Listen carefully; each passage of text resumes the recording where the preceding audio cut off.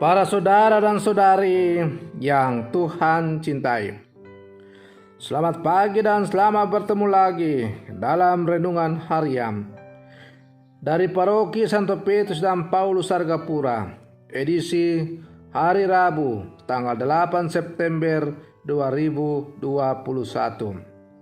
Hari ini Gereja Semesta merayakan pesta kelahiran Santa Perawan Maria. Mengawali hari yang baru ini, kita hendak mendengar dan merenungkan sabda Tuhan. Marilah sebelum kita mendengar dan merenungkan sabda Tuhan, kita berdoa. Dalam nama Bapa dan Putra dan Roh Kudus. Amin. Allah Bapa kami, sumber belas dan cinta kasih, penuhilah hamba-hambamu dengan anugerah surgawi. Tingkatkanlah kiranya kesejahteraan dunia berkat pesta kelahiran Santa Perawan Maria. Sebab putra yang dilahirkannya adalah sumber keselamatan kami. Bersabdalah ya Tuhan, kami siap untuk mendengarkan.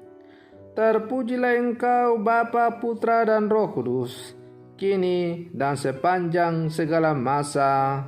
Amin. Para saudara dan saudari yang Tuhan cintai, sabda Tuhan yang hendak kita dengar dan kita renungkan untuk mengawali hari yang baru ini pada pesta kelahiran Santa Perawan Maria diambil dari Injil Markus pasal 1 ayat 1 sampai 16, dilanjutkan ayat 18 sampai 23. Tuhan bersamamu. Inilah Injil Tuhan kita Yesus Kristus menurut Santo Matius. Inilah silsilah Yesus Kristus, anak Daud, anak Abraham. Abraham memperanak Ishak. Ishak memperanak Yakub. Yakub memperanakan Yehuda dan saudara-saudaranya. Yehuda memperanakan Peres dan Sera dari Tamar. Peres memperanakan Hesron. Hesron memperanakan Ram.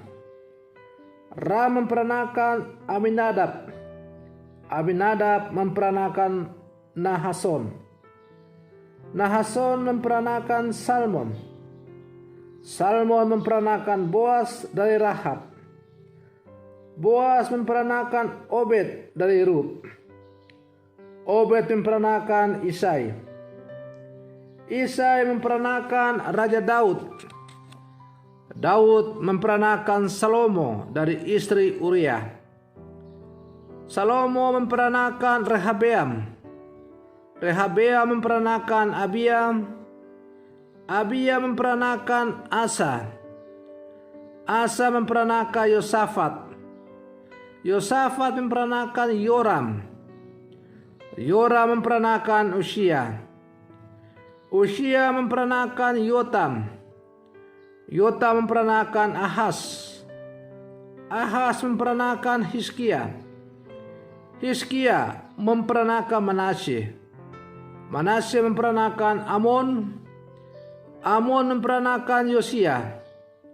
Yosua memperanakan Yekonya dan saudara-saudaranya pada waktu pembuangan ke Babel. Sesudah pembuangan ke Babel, Yekonya memperanakan Shealtiel. Shealtiel memperanakan Serubabel. Serubabel memperanakan Abihud. Abihud memperanakan Eliakim. Eliakim memperanakan Asor. Asor memperanakan Sadok. Sadok memperanakan Akim. Akim memperanakan Eliud. Eliud memperanakan Eleazar. Eleazar memperanakan Matan. Matan memperanakan Yakub. Yakub memperanakan Yusuf suami Maria yang melahirkan Yesus yang disebut Kristus. Kelahiran Yesus adalah sebagai berikut. Pada waktu Maria, ibu Yesus, bertunangan dengan Yusuf, ternyata Maria mengandung dari Roh Kudus sebelum mereka hidup sebagai suami istri. Karena Yusuf suaminya seorang yang tulus hati dan tidak mau mencemarkan nama istrinya di muka umum, ia bermaksud menceraikannya dengan diam-diam.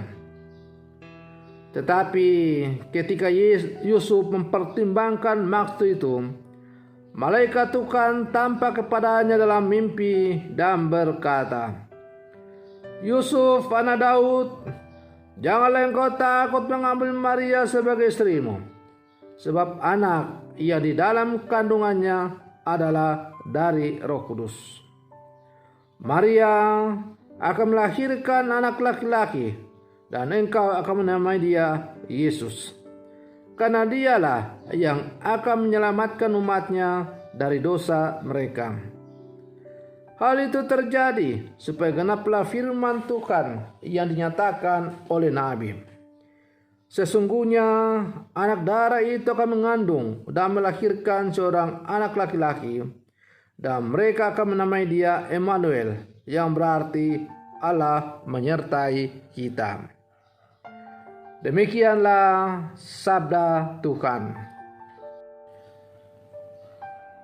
Para saudara dan saudari yang Tuhan cintai, hari ini gereja merayakan pesta kelahiran Santa Perawan Maria. Maria lahir dan bertumbuh bersama dengan orang tuanya, Yohakim dan Ana. Maria perempuan yang sederhana dan mendapat pendidikan agama yang cukup baik, sehingga pada akhirnya ia dipilih oleh Allah untuk menjadi perantara datangnya Yesus Kristus ke dunia.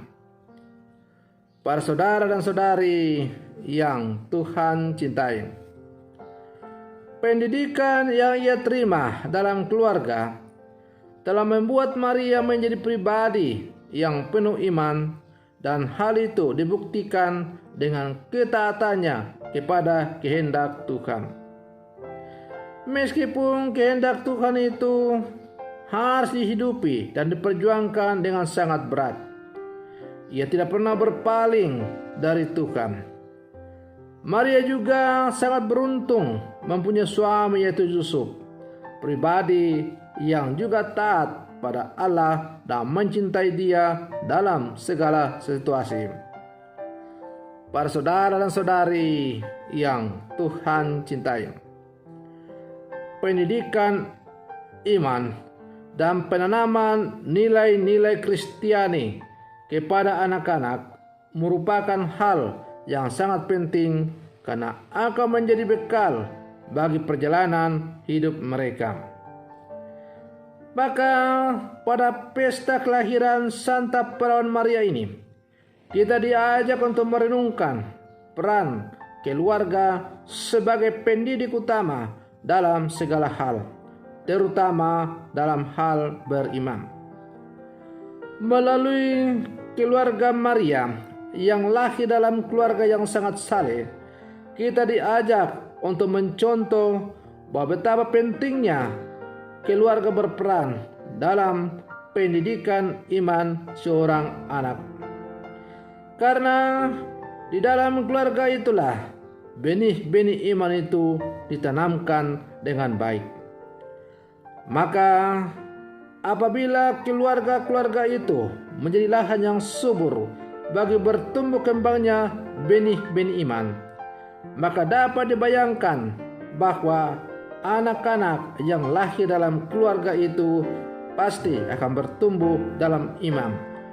Dan kalau kemudian mereka dewasa dan keluar merantau untuk melanjutkan pendidikan dan sebagainya, mereka tidak akan gampang untuk berpaling dari iman yang mereka telah alami selama di dalam keluarga. Para saudara dan saudari yang Tuhan cintai, meskipun pada akhirnya kita atau anak-anak suatu kelak akan mandiri dan berpisah dari orang tua, tapi mereka akan tetap mencintai imannya dan menjadi pribadi yang taat pada Tuhan seperti Bunda Maria.